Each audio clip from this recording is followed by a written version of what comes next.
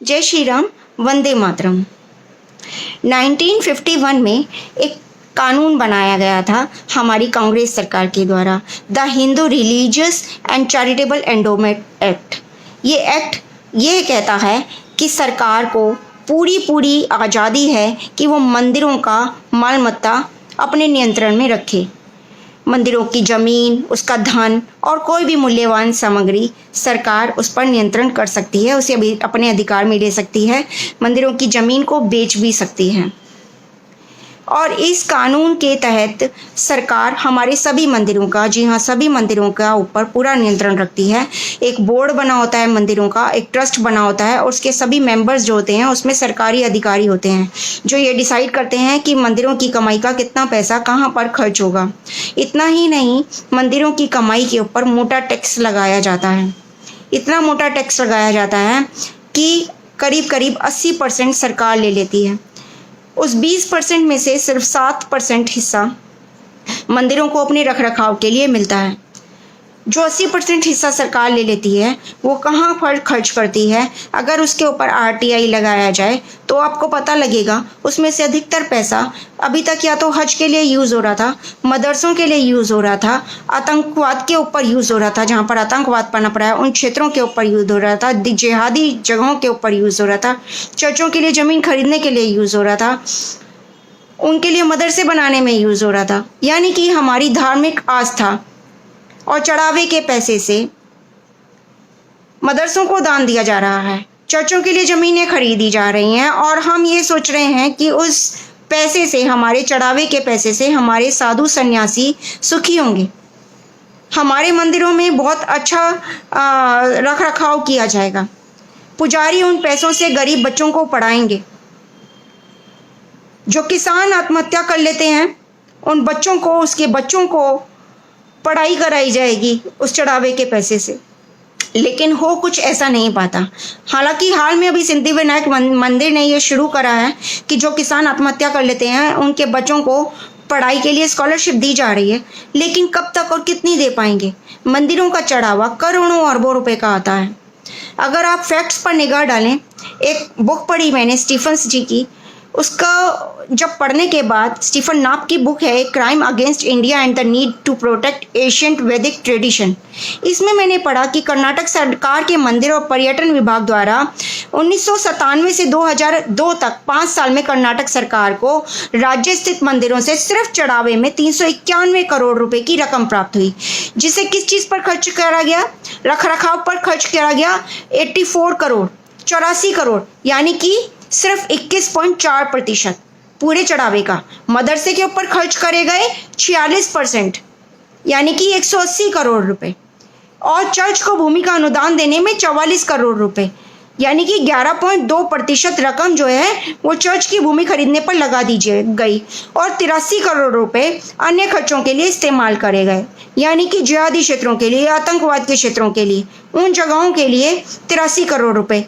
जितना मंदिर के रख रखाव के लिए खर्च हुआ उतना ही अन्य चीज़ों के लिए खर्च कर दिया गया। मंदिरों की आय का 57% हिस्सा तो अब तक हज के लिए चला जाता था। ये आंकड़े सिर्फ एक राज्य कर्नाटक के हैं, और वो भी 5 साल के, 1997 से 2002 तक के। कर्नाटक में करीब 2 लाख मंदिर हैं, उसमें से 50,000 मंदिर अब बंद होने की कगार पर है, क्योंकि उसका रख रखाव का खर्चा नहीं निकल पाता है सरकार को टैक्स देने के बाद। ऐसा इसलिए हो पा रहा है कि ये देश हमारा सेक्युलर कंट्री है और सेक्युलरिज्म के नाम पर हिंदुओं को लूटने की पूरी तैयारी करी गई है। हमारी आस्था के साथ पूरी तरह खेला जा रहा है। क्या आप ऐसा सोच सकते हैं कि किसी एक मंदिर को ढह कर सरकार कुछ भी बना सकती है?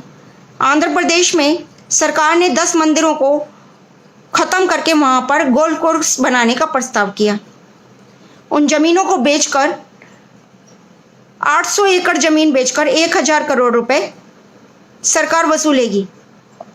हालांकि गांव वालों ने उसके खिलाफ याचिका अर्ज करी है, लेकिन स्टे ऑर्डर ले लिया है सरकार ने, और बहुत जल्द वो ज़मीन बेच भी दी जाएगी, अब बिक भी गई होगी। ये 2016 की कहानी है। तो ऐसा होता रहा है। कहीं आप ऐसा सोच सकते हैं कि एक मस्जिद की ज़मीन या एक मदरसे की ज़मीन को हम बेच सकते हैं? ऐसा हम सोच भी नहीं सकते हैं। लेकिन ऐसा हो रहा है, हिंदुओं के साथ हो रहा है, क्योंकि हिंदुओं के लिए संविधान में कोई भी कानून बना दिया जाए और वो पुरातन काल से चले आ रहे हैं और उन पर पूरा किसी को आवाज़ ही नहीं उठाई दी नहीं जा सकती। अगर यही कुछ अगर किसी और धर्म के लोगों के साथ हुआ होता तो क्या अभी तक ऐसा चल रहा होता? क्या वो लोग ऐसा चलने देते? नहीं। जबकि हमारा हिंदू सबसे ज़्यादा पढ़ा लिखा है, बहुसंख्यक में है हमारे देश में। हमारे देश का नाम भारतवर्ष, हिंदुस्तान हिंदुओं के नाम पर है, लेकिन फिर भी इनकी भावनाओं को कुचला जा रहा है, इनके साथ अत्याचार किया जा रहा है। हमारी भक्ति का, हमारे चढ़ावे के पैसे का इस्तेमाल मदरसों में किया जा रहा है, चर्चों के लिए ज़मीन खरीदने में किया जा रहा है, क्रिश्चियन स्कूल बनाने में किया जा रहा है, मदरसे बनाने में किया जा रहा है, आतंकी और जिहादियों को उद्धार के लिए किया जा रहा है। क्या ये उचित है? क्या आप इससे सहमत हैं? क्या इसके खिलाफ आप आवाज़ नहीं उठाएंगे?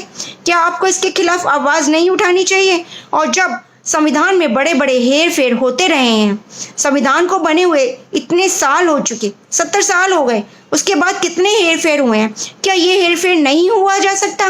क्या नहीं किया जा सकता?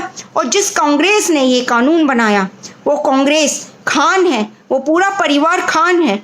खान की आड़ में, गांधी की आड़ में वो खान को छिपाकर हमेशा हमारे साथ भेदभाव करते रहे हैं और हमने होने दिया। भेदभाव तभी कोई कर सकता है जब कोई होने दे, कोई उसके विरुद्ध आवाज़ नहीं उठाए।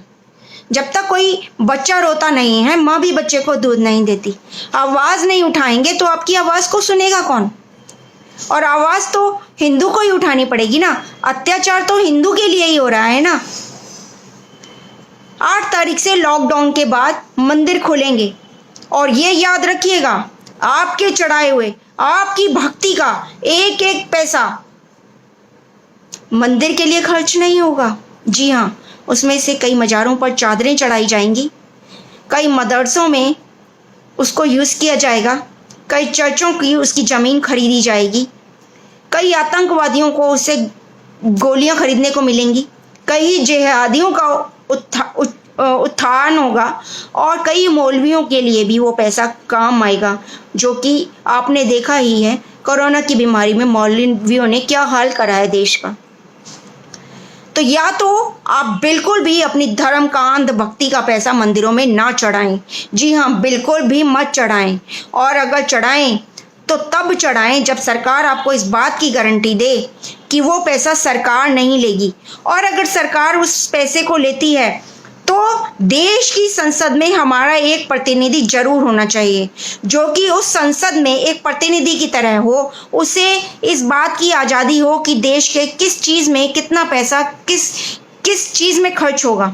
जैसा कि सांसदों को ये पता होता है, उनको ये आज़ादी होती है, वो ये डिसाइड करते हैं कि देश के हित के लिए कितना पैसा किस चीज़ में लगेगा। तो हमारा एक प्रतिनिधि, मंदिरों का एक प्रतिनिधि जरूर संसद में होना चाहिए। होना चाहिए कि नहीं होना चाहिए? जब हम सरकार को इतना बड़ा आर्थिक लाभ देते हैं, सरकार चलाने के लिए इतना मोटा पैसा हमारे मंदिरों से, हमारी भक्ति से जाता है, हिंदुओं का, जो कि एक सबसे बड़ा तबका है हिंदुस्तान में, बहुसंख्यक समाज है हिंदू समाज, और उसकी भक्ति का पैसा, उसके मंदिरों का पैसा, उसके धर्मस्थलों का पैसा खर्च होता है सरकारी कामों में, तो हमें भी सरकार में अपना प्रतिनिधि बिठाने की पूरी आज़ादी होनी चाहिए। उसके बाद ही हम मंदिरों में चढ़ावा चढ़ाएंगे, वरना लॉकडाउन के बाद आप में से कोई भी किसी भी मंदिर में 1 रुपया भी ना चढ़ाए। जय हिंद, जय भारत। वर्षा जैन, भारत की बेटी।